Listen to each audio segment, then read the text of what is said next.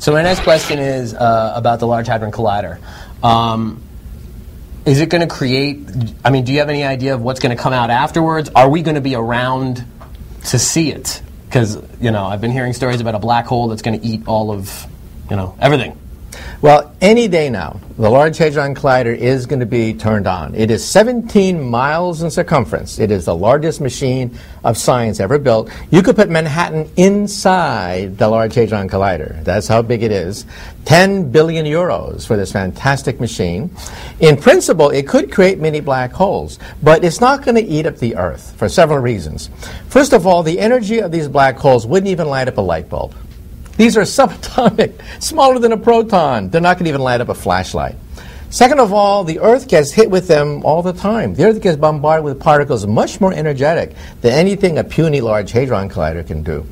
And these particles decay. They decay almost instantly. Now, what we really want to get out of the Large Hadron Collider is something that is so fantastic, it could rewrite all of science. We want to create something called sparticles.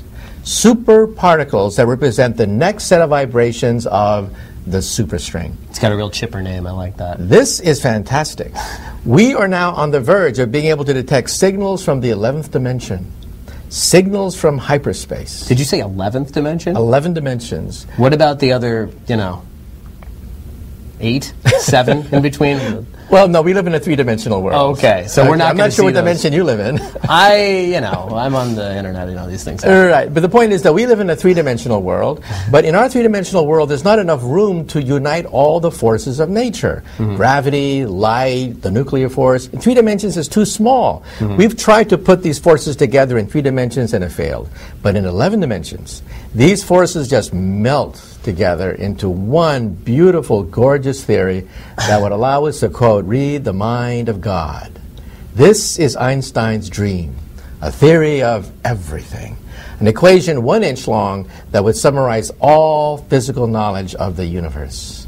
That's string theory, and we hope to test part of it by creating sparticles with the Large Hadron Collider. And that'll allow us to pick up signals from the 11th dimension. These are excitations from the 11th dimension, from hyperspace, measured in Geneva, Switzerland. Now, you may say to yourself, why Geneva? Why not Dallas, Texas? Our machine was to be based in Dallas, Texas.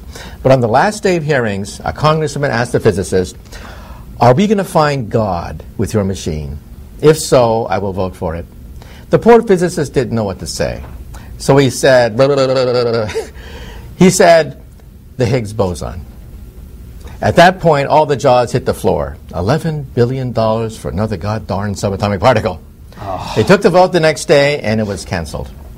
And since then, we physicists have replayed that scene over and over in our minds. What should we have said if someone says, will we find God with your machine? You have an answer? I have an answer. Okay. I would have said something like this. I would have said, God, by whatever signs or symbols you ascribe to the deity, this machine will take us as close as humanly possible to his or her greatest creation, Genesis. This is a Genesis machine.